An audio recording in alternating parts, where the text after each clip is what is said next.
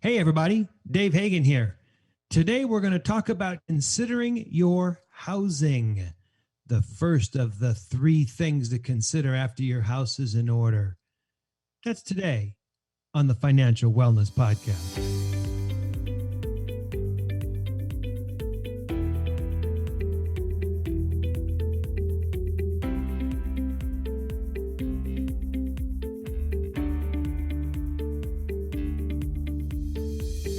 Welcome to the Financial Wellness Podcast, Dave's weekly message to keep you on your path to financial success.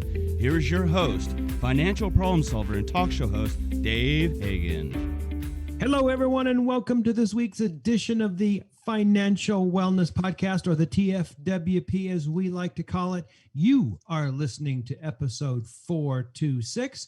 We are going to talk about housing today, the first of three things to consider after your house is in order. For those of you that were listening a couple of weeks ago, we talked about the 5 steps to financial success, and then we talked about the 3 additional things that everybody should probably consider or would want to consider. And today we're going to talk about the first of those 3. Now, for those of you that are every week steady listeners, you may know or realize that we have been away for a couple of weeks. And we have just finished our little vacation because, hey, you can get too much of a good thing. So we took a couple of weeks off, and now we're coming back fat and sassy, and we're ready to go. And speaking of sassy, look who is back with us today, Mr. Nick Appel. Nick, how are you? Davey, it's a pleasure to be back. I'm so happy I'm back from Cancun. Oh, you got to love that. That's a hardship. I'm not cutting you any slack on that. Was the weather good? Hot, sunny?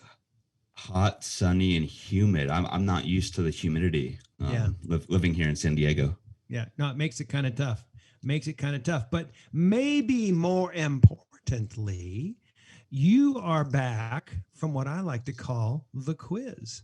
Oh, you God. took the bar exam. The bar exam, dude. Can we just not talk about it? I don't get results until November. So. Oh, I remember the day. Not to right about Thanksgiving time, right? The week before. So it's going to be the best feast or the worst feast. No, it's going to be the best feast. I'm sure of that. All right, so. Now you've got your life back. You spent 10 weeks studying, give or take, and then 3 days for the quiz. 2 days now. Two days for the quiz. All right. When I did it, it was like 2.5, something like that. Anyway, and now you're back. Now you got a job lined up. You're going to go back to work in about a week and a half. I do. I'm very fortunate to have a job lined up. Nice. And you just spent a little time in Cancun. I'm looking at you through Zoom. Looks like you got a little bit of sun. Oh, don't be so nice, Dave. Oh my goodness. But so let me ask you this. If you were going to think over this experience that you just completed, and I don't mean by that Cancun, I mean the bar exam, what would be the one takeaway from this experience that you would want to share with our listeners? Is there something that stands out? Dave, it's something you said to me 2 years ago. Yeah. Or 3 years ago. Don't go to law school. Well, I hope you enjoyed the experience. We talked about that 3 years ago here on the podcast, actually. And that relates into, some of the discussions that we've had over the last couple of years about student loans and potential income and job satisfaction and blah, blah, blah, blah, blah, blah, blah. But what's done is done. Now you've got your degree, your Juris Doctor, which is kind of cool. Yeah, it's cool because I paid $170,000 for this piece of paper. Yeah, but will someone buy you a drink in a bar because of that? I don't know. Well, hopefully. Hopefully it's you, Dave. And the other thing is, now people around you for the rest of your life are going to think, wow, Nick's got the extra information, the extra education. He's really thinking behind the scenes and around the corners. He's a sharp guy. We gotta really up our conversation to be with him. And then people are going to say what I call the doctor, I have a pain syndrome. So you're at a party, and if you're a doctor, everyone goes, oh, doctor, I have a pain. Well, here now, they're going to be asking you legal questions. They're going to go, well, Nick, this is something that's been bugging me for a lot of years. I got to know. Does superfluidity vitiate in the California Civil Code? I don't know. I don't care. But I get asked stuff like that all the time. Well, Dave, let me cut you off here. Let me ask you this. Yep. After you passed the bar, Yep. when was the first time that a friend asked you for free legal advice? Oh, like probably within the first week. All the time, right? How about for you? Just yesterday. Just yesterday? Well, see, you got that magic knowledge. I'm not even an attorney yet. I can't give legal advice. Well, let's just say you're an attorney. You're just not licensed yet. You don't have your license. See, that JD, I think, means that, you're an attorney at law. You're just not licensed to walk into court. There we go. Yep. I remember when I was getting sworn in back in the day. What was it, about 5 years ago? And and we were taking the oath, and about 3, 4, 5 of my friends jumped in the car, didn't even stick around for the for the reception, because their firms had already scheduled them into Law in Motion downtown, which at the time was really damn exciting. But now it's like, oh yeah, whatever.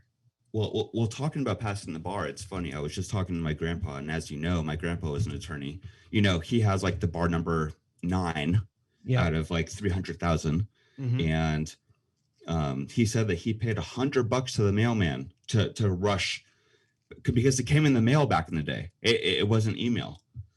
I remember. Thank you. And he was like, Nick, I was too anxious. And I'm like, Grandpa, am I feeling what you're feeling right now? It's anxiety, Total anxiety. But anyway, you look the tiger in the eye, and as my uncle used to say, you opened his mouth, you put your hand inside, grabbed his tail, turned it inside out, and sent it home to its mom. Well, the thing is, Dave, is, you know what? I left it all in the ring. I'm happy to know that I did that. Yeah. And you'll go from there. Exactly. And if you get really lucky, maybe you won't pass, you get a real job. Actually, I'm pulling your leg. Do you remember we actually talked about REITs, REITs? Yeah. Mm-hmm. We can talk about that on another episode, but I was just offered a business proposition. Nice. Well, something to think about, right? You never know. All right. Great to have you back. Great to chit chat a little bit with you. I've had a couple of listeners tell me, hey, when is Nick taking the bar exam? And I wanted to make sure that all the people that are listening in know that you took it and that you're back, and that we're happy that you're back. And now we're going to get back to the business of the TFWP.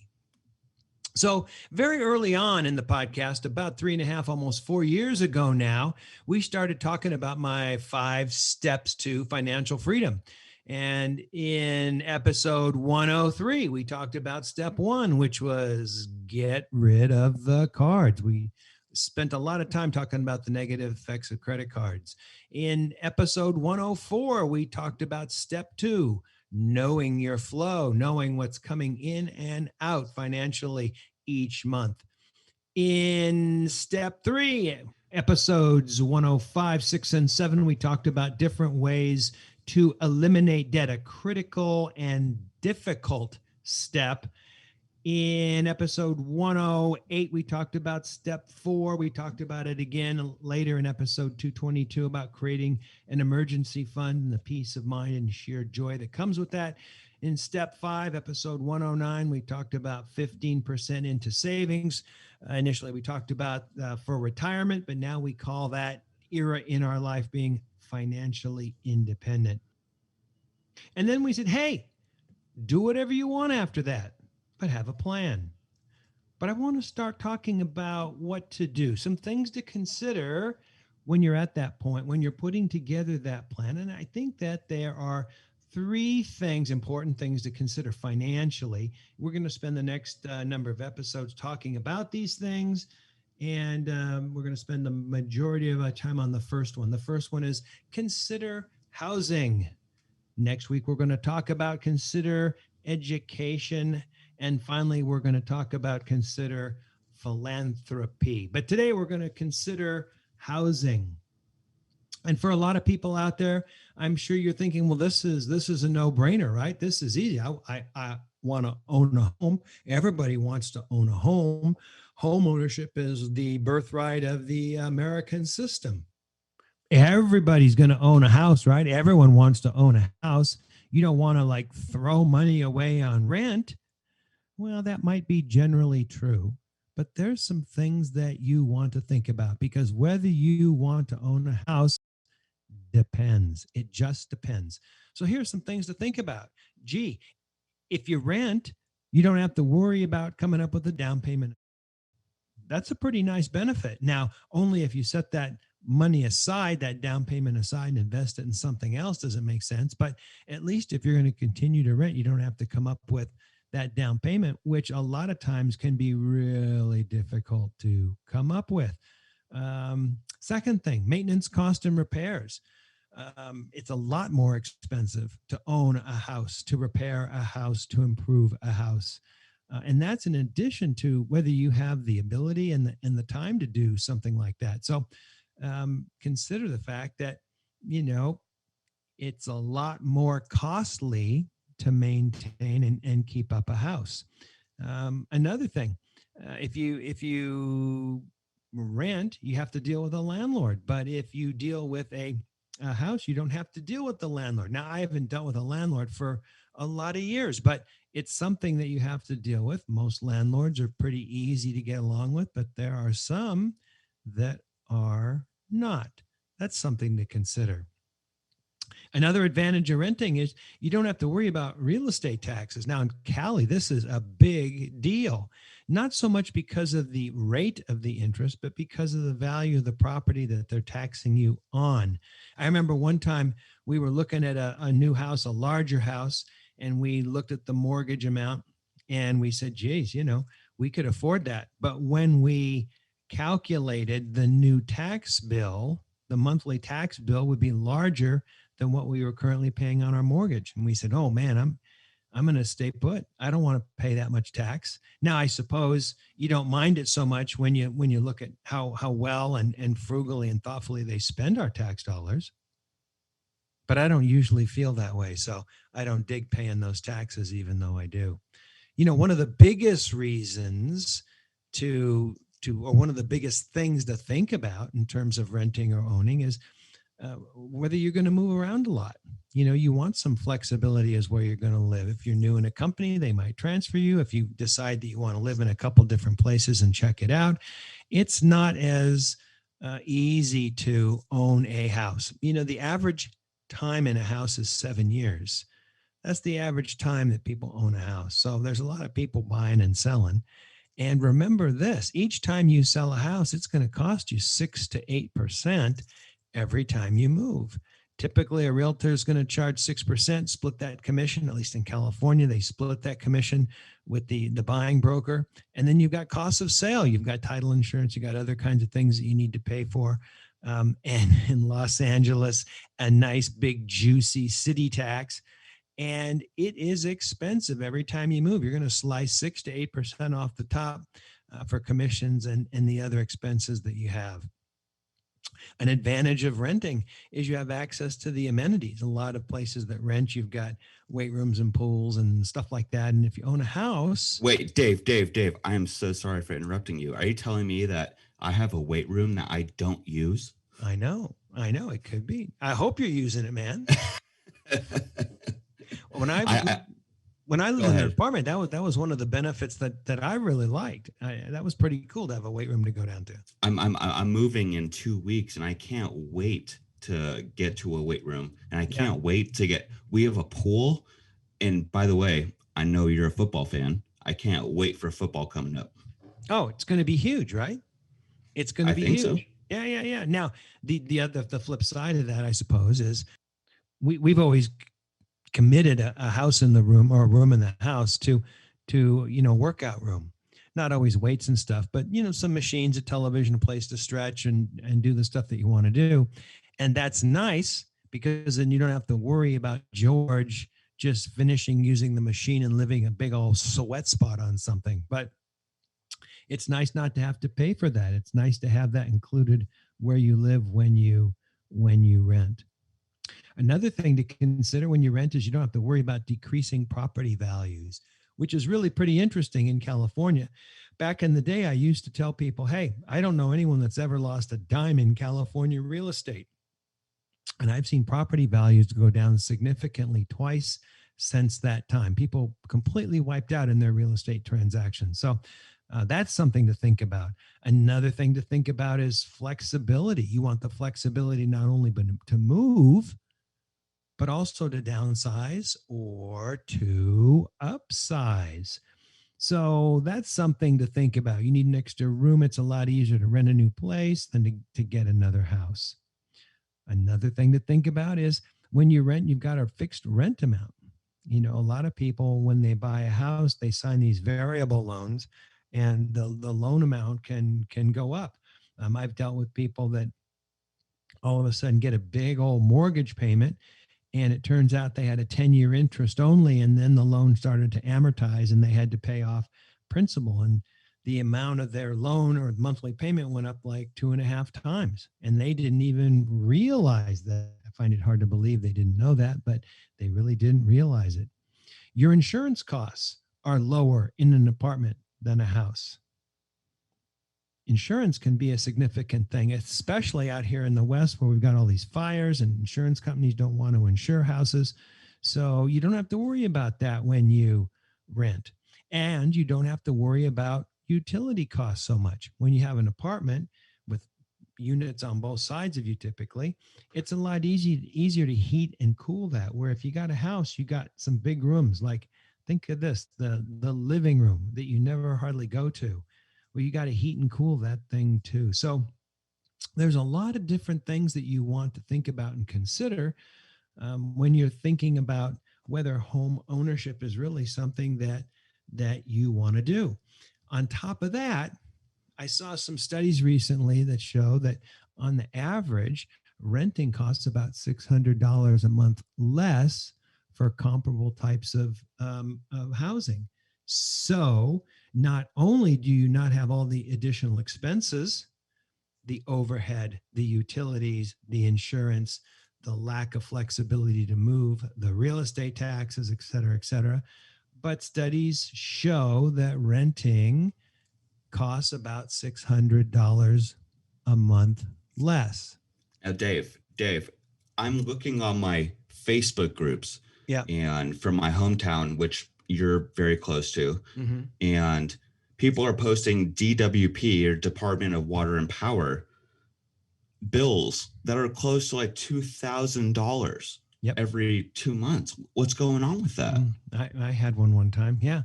Well, we've had a lot of heat out here lately, and people don't want to be in their house when it's, 80, 82 and sweat like some kind of a farm animal. And so they crank on that AC. And that AC uses a lot of electricity, especially an older unit. And you run into these real crazy kinds of bills. We had a water bill of $1,000 for 2 months just recently. How much are you going to the gym, Dave? Oh my God. I think I should work out here at the house and then go to the gym to take a shower. It's crazy just to keep the stuff in the yard from not turning brown. And we don't have like a large lawn. We got a couple little patches, but the water bill has been crazy in Los Angeles. The electric bill has been crazy in Los Angeles. In fact, the third element to that is the sewer bill. At least around here, the sewer bill is a function of how much water you're using, because they figure you're dumping the majority of it into the sewer, flushing it down the toilet. But if you can show what part of that is going to landscaping, they will not charge you the sewer bill on your landscaping water. So a lot of people are having a second meter put on that just goes to the sprinklers or the landscaping, so that they can cut down on the size of their sewer bill, because these $1,000, $2,000 bills are crazy. It's just absolutely crazy. Now, think of this though. On the other side of the coin, if you buy, you would then have free rent after 30 years. It'd be pretty nice to be living in a house that's paid for, and you won't have to make a mortgage payment. Now, you're still going to have these other costs. You're going to have the insurance and the heating and the cooling and the water, blah, blah, blah, blah. But you're not going to have the mortgage payment. It's almost like you would be living for free at that point. But that's 30 years down the line. That's a long time. A lot of things are going to change in 30 years. If you're renting rather than buying, it's kind of like the dichotomy of buying or leasing a car. With a lease, it's less upfront, but you have nothing later. So that's something to think about as well. So now that we've talked about all these things, everyone's still thinking, well, Dave, what's your advice? What's your advice? Well, here's what I would do. First of all, I'd set aside some time to consider or ponder this decision. And I would be honest with myself about all the above factors. Do I like to do repair work? Do I have an inclination to do repair work? Do I like where I live? Do I want to move? Am I the kind of person that moves around a lot or likes to stay in a place? Will I set aside money that I'm otherwise saving if I'm renting into my investments? Am I that kind of person? And then develop a plan. To me, I would rent first. I wouldn't get into a great big house payment. I would rent in the smallest place that you can for a while, and I would save money for a down payment. 20%. 20% if you can. A lot of lenders, a lot of realtors will tell you they can get you in for 10%, sometimes even less. You're not going to be able to control the transaction. You're going to have to pay extra fees and costs if you're only 10% in. If you've got 20% in your pocket, you're going around and looking for a house, you will be considered a serious buyer. And then next, consider a 15-year loan. Remember, I said that if you were making payments, you'd have a free house, sort of, at the end of 30 years, but that's a long time. Remember, I said that most people live in a house for about 7 years. So that's what, five houses during that period of time, 6 houses, whatever it is. So consider a 15-year loan. Now you're going to pay more monthly, but it also means at the end of 15 years, you'll have a house that you live in, almost like having free housing in 15 years. And that would be 2 houses if you're typical or normal. Now, I know that this is aggressive, 15 years, 20% down, but it's the optimal plan if you decide that you otherwise want to buy a house. If you don't want to buy a house, you're going to make that lower monthly rental payment, but you really should set aside some money so that you have extra cash flow when you become financially independent, so that you will have interest on your investments accruing and you can pay that rent. We talked about Social Security so many times on the show, and the fact that Social Security is only going to provide 30-something% of your retirement. And you certainly don't want to be trying to pay the rent with your Social Security check. So that is my thought in terms of considering housing. I think it's something that we should all think about. It'd be great to have a house to live in, but it is not for everybody. There are certainly downsides. So there you have it. Now, next week, we're going to talk about considering education. And then you're going to say, well, David, what if I'm already educated? Well, I'll tell you what you can do if you're already educated and why it's still important to consider education.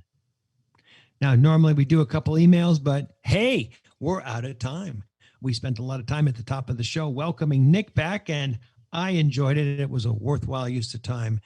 But now we don't have time for emails. Nick, thanks for coming back. Good to see you, man. Thanks so much, Davey. All right, everybody. Tune in next week. This is Dave Hagan, and you are listening to the Financial Wellness Podcast.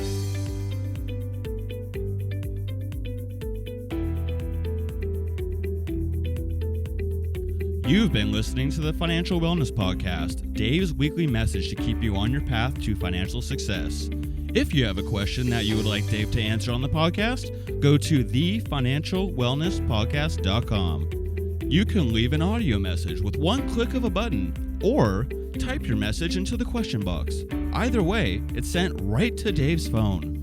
Remember, Dave will randomly draw from the submitted questions and pick the winner of a free 1-hour personal conversation with Dave to help you achieve your financial goals.